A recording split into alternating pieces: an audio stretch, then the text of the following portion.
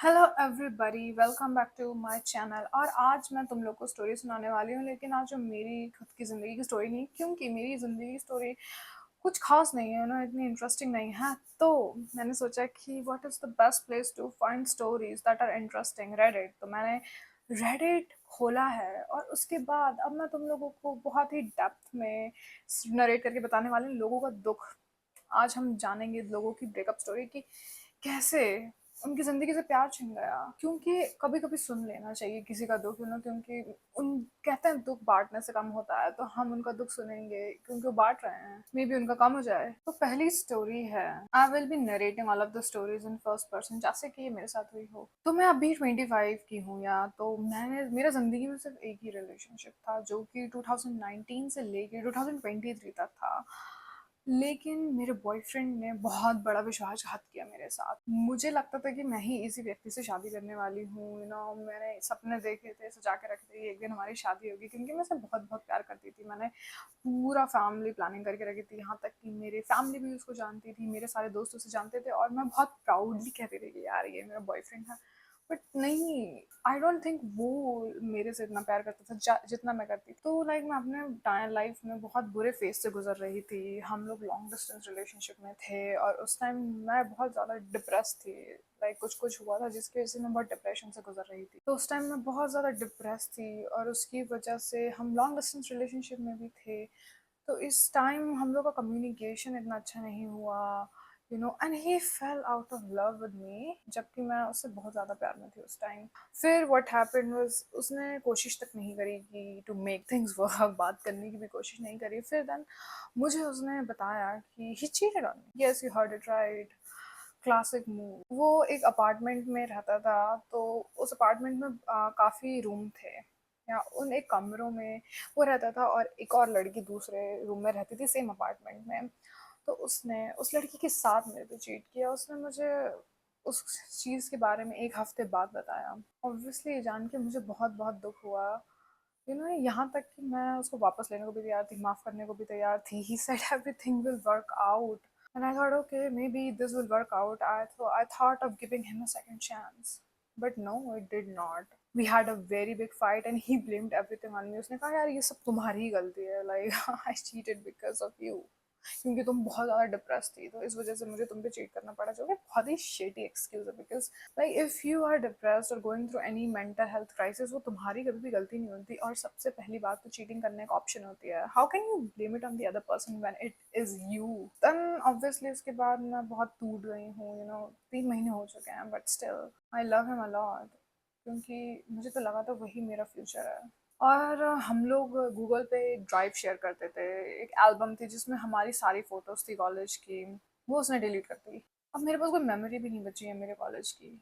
What kind of shitty person does that? और इससे भी ज्यादा गुस्सा दिलाने वाली बात ये है कि उसकी ऑडेसिटी देखो। वो मुझे 1 महीने बाद ब्रेकअप पे कांटेक्ट करके कह रहा है कि मुझे रियलाइज हुआ कि हम कभी साथ में खुश रह ही नहीं पाते। What is this? तो मैं इतने टाइम तक रियलाइज नहीं हुआ वो? And why are you saying that to me after we have broken up already? वो भी 1 महीने बाद आकर के मतलब अपने गिल्ट में हो, तो तुम पता नहीं क्या क्या बोल रहे हो। But this is the worst phase of my life that I'm going through right now.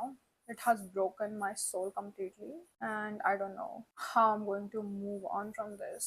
So, not really a breakup story, but this is how this guy's ex.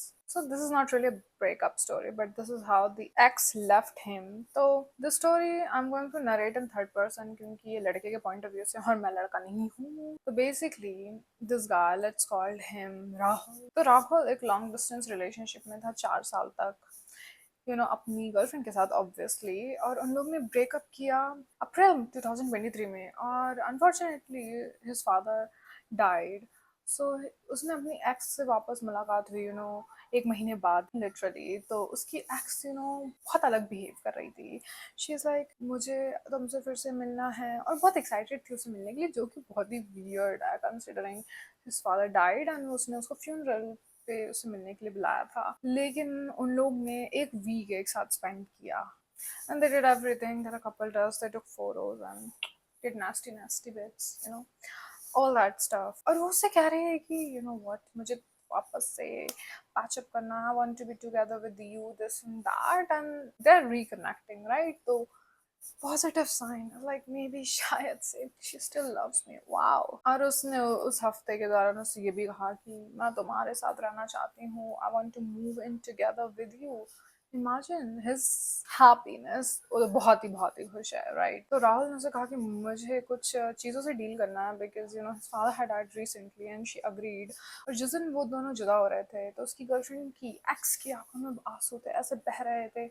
और वो कह रही थी कि यार I miss you so much, how can I be apart from you. And उसके बाद उन लोग की 1 महीने तक ऐसे ही खूब बात हुई, लेकिन एकदम से वो उसको इग्नोर करने लग गई और 4 दिन तक उसने उससे बात नहीं करी। तो उसने उसको कन्फ्रंट किया कि क्या है ये बिहेवियर, तुम तो अभी मेरे साथ रहना चाह रही थी, तुम तो कह रही थी कि ओ माय गॉड तुमसे मैं बहुत ही प्यार करती हूँ ना, इतनी लव कन्फेशन दी जा रही हूँ, and then suddenly you hot then you are cold वाला सीन चल रहा है। उसने उसको बताया कि she wants to be single.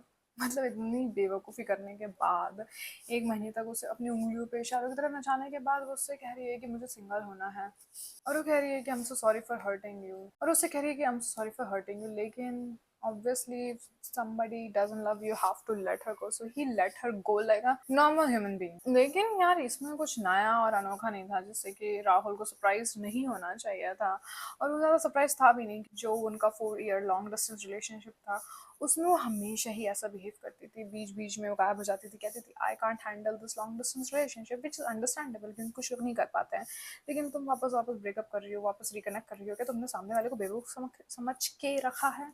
जो कि वो उसे समझ रही थी। एंड लेकिन उसे भी शॉकर ये है, कुछ महीनों बाद उसने देखा, जो कुछ महीने भी नहीं 2 ही महीने हुए थे, 2 महीने बाद उसने देखा कि उसकी एक्स ने सोशल मीडिया पे किसी और लड़के के साथ बेड में कडल करते हुए फोटो डाल के रखी हुई है। ये कैसा बिहेवियर है? Like I don't understand people, right? और वो अपनी मम्मी के घर में है ना, उसकी एक्स अपनी मम्मी के घर में किसी नए लड़के के साथ है। और तो उस लड़के को बहुत दुख हुआ यार, लाइक क्या चल रहा है ये सब। फिर उसके बाद उसने उसकी मम्मी से बात करी तो उसे पता चला कि वो 1 हफ्ते बाद ही मिली थी उससे ये कहने के बाद कि I want to be single, तो तुम सिंगल तो रही नहीं। So which is very hurtful, right? You can jump from one relationship to another, but it's very hurtful क्योंकि तुमने उसके साथ लट्टू की तरह खेला उसकी फीलिंग के साथ 1 महीने तक, 1 महीने से ज्यादा ही तक। और उससे भी ज्यादा खराब बात यह है कि she moved, her ex moved with this new guy that she has been seeing after 1 month. Pretty fast people, and उसकी एक्स ने उसको सब जगह से ब्लॉक कर दिया है। एंड ही आस्क्ड हर कि क्या है ये सब। उसने कहा यार I don't want to do back and forth, which is understandable, but you were the one who were doing the back and forth, and she said I have moved on. Why was she leading him on then? Another horrible breakup story. I don't understand why are no breakup stories like normal. I guess that's why it's called a breakup, क्योंकि ये तुम्हें तोड़ फोड़ देता है, it's like